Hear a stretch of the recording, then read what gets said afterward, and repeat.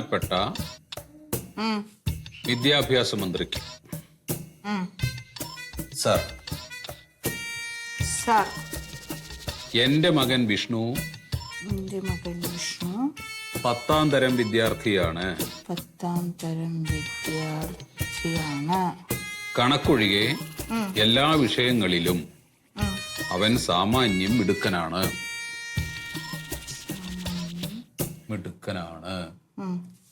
കണക്കിന് അവൻ തീർത്തും പിന്നിലായതുകൊണ്ട്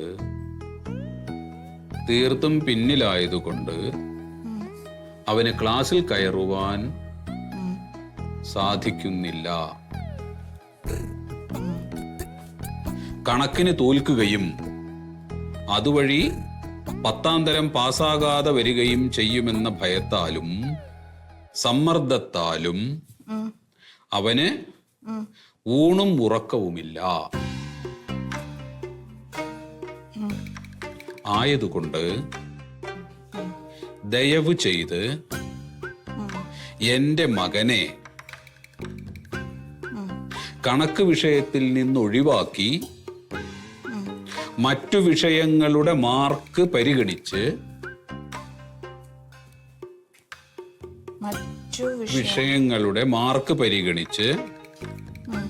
10ാം തരം വിജയിപ്പിക്കാനുള്ള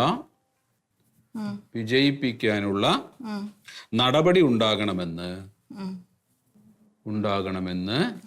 അപേക്ഷിക്കുന്നു എന്ന്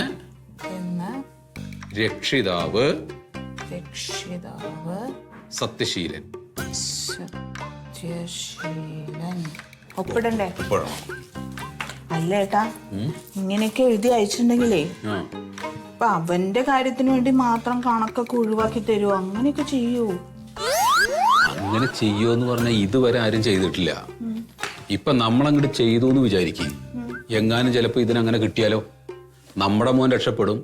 ബാക്കി തുടർന്ന് വരണ ആയിരക്കണക്കിന് കുട്ടികൾ ഇങ്ങനെ ഒരു വിഷയം ഉണ്ടെങ്കിൽ അതൊന്ന് രക്ഷപ്പെട്ടു പോകും. ഓ, ഇതിപ്പോ ചിലപ്പോ മന്ത്രി അറിയാത്തോണ്ടായിരിക്കും അല്ലേ? അറിയാത്തത് കൊണ്ടാവുന്നു. കാരണം കുട്ടിക്ക് ബാക്കിയുള്ള വിഷയങ്ങളെല്ലാം നന്നായിട്ട് അറിയാം. അതിലൊക്കെ നന്നായിട്ട് അറിയാൻ ചെയ്യാൻ നന്നായിട്ട് ഒരു മാർക്കും വാങ്ങും. ഇത് ഈ കുരുത്തം കെട്ട കണക്ക് മനസ്സിലെത്ത് കയറാത്ത കണക്ക് പഠിപ്പിക്കാൻ നിൽക്കേണ്ട എന്ത് കാര്യമുണ്ട്? അത്യാവശ്യം വേണ്ട കാര്യങ്ങൾ പഠിപ്പിച്ചാ പോരെ? ആ, അതന്നെ. ഇപ്പൊ എത്ര ആള് രക്ഷപ്പെടും? മന്ത്രി എന്നെ ഇത് വായിച്ചാ മതിയായിരുന്നു. അതൊക്കെ വായിക്കും. എന്തായാലും നേരിട്ടാണ് കൊടുക്കാണ്ട് പോസ്റ്റ് ചെയ്യല്ലേ.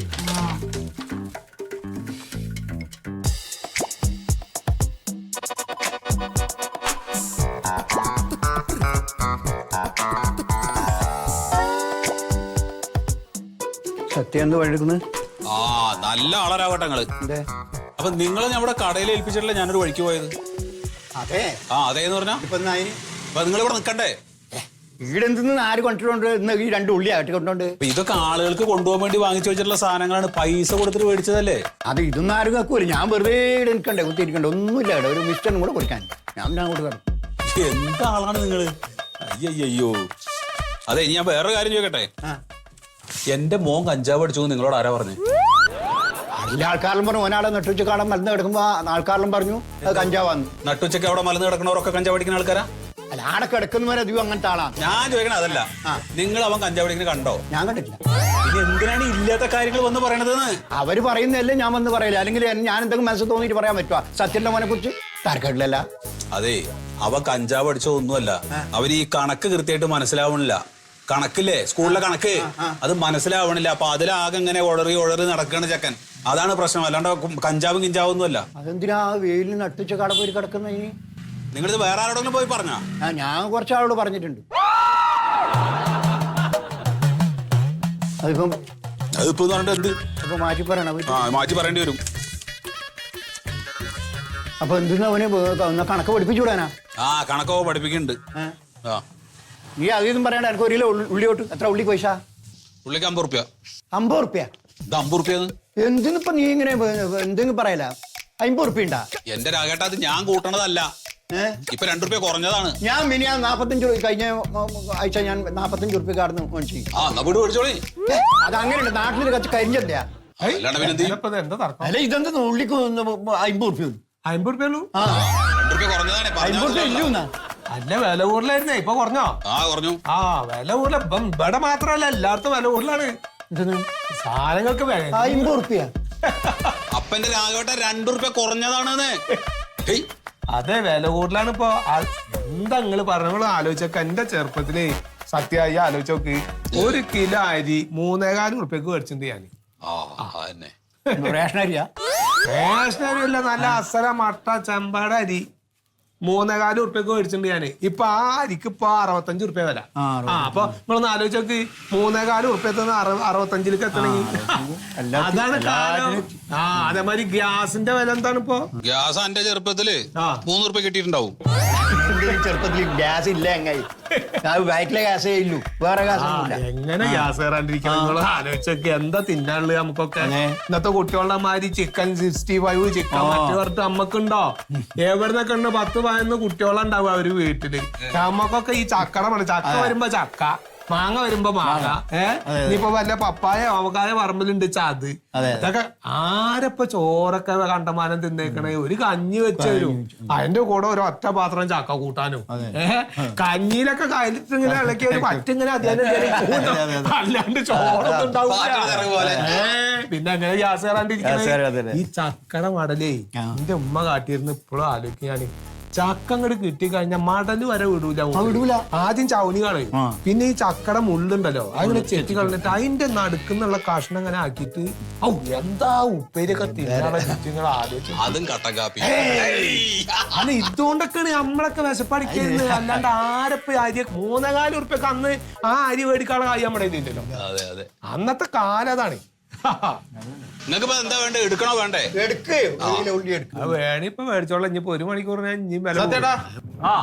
ഒരു കത്തുണ്ട്. ബാങ്കിൽ നിന്നുള്ള ബാങ്കിൽ ഒരടവെങ്ങാനും തെറ്റിയാണ്ടല്ലോ, പിന്നെ ജപ്തി ഭീഷണിയാണ്. ശരിയായി. ബാങ്കിൽ നിന്നല്ലാന്ന് തോന്നുന്നു. ഫ്രം അഡ്രസ് കണ്ടിട്ട് മന്ത്രിയുടെ ഓഫീസിൽ നിന്ന് തോന്നുന്നു. മന്ത്രിയുടെ ഓഫീസ്?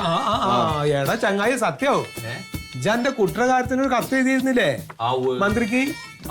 എന്നാ അതിന്റെ മറുപടി ആവും, നോക്കി നോക്കാം. അതൊക്കെ എത്ര പെട്ടെന്ന് വരുമോ? അതൊക്കെ ഒരാഴ്ചയല്ലേ ഉള്ളൂ. പറയാൻ പറ്റില്ല. സത്യയുടെ ഈ കത്തും കൂടെ ഒന്ന് കൊടുത്തേക്കാവോ? ഇതെന്താ? നമ്മുടെ സത്യന്റെയും ഷീലയുടെയാ, നമ്മുടെ പറമ്പിലുള്ള സത്യന്റെ. ഓക്കെ, ഒന്ന് കൊടുത്തേക്കണേ. പോസ്റ്റ്മാൻ നീയാണോ അതോ ഞാനാണോ? അത് കുന്നിന്റെ മേലെ കയറാൻ വയ്യ, ഞാൻ അവരോട് പറഞ്ഞിട്ടുണ്ട്. അത് മതി, ഞാൻ പറഞ്ഞിട്ടുണ്ട്. ഓക്കെ, മൊത്തത്തില് സത്യന്മാരുടെ കഥ തോന്നുന്നു. അതാണ് പാട്. ഇതേ ഞാൻ മോന്റെ ബുദ്ധിമുട്ടുകളൊക്കെ പറഞ്ഞിട്ട് മന്ത്രിക്ക് ഒരു കത്തയച്ചിരുന്നേ. അപ്പൊ അതിന്റെ മറുപടിയാവും.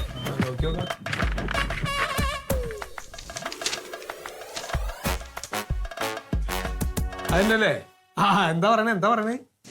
അതെ, സംഗതി മന്ത്രി അനുഭാവപൂർവ്വം പരിഗണിക്കാന്ന്. കാര്യം എന്തായാലും മൂപ്പര് അന്വേഷിക്കും. കത്തയച്ചിട്ട് ഒരാഴ്ചയായിട്ടല്ലേ ഉള്ളൂ. ഇത്ര പെട്ടെന്നൊക്കെ മന്ത്രിമാരെ ഇടപെടുവോ? വെച്ചാ മൂപ്പർക്ക് കാര്യം എന്താന്ന് വ്യക്തമായിട്ട് മനസ്സിലായിട്ടുണ്ടാവും. പിന്നെ ഇപ്പൊ മൂപ്പരും കണക്കിൽ ചിലപ്പോ മോശമായി. മൂപ്പരപ്പ വേറെ കാര്യം അറിയാം. ഇതേമാതിരി ആയിരിക്കണം ജനപ്രതിനിധികൾ എന്ന് പറഞ്ഞാൽ.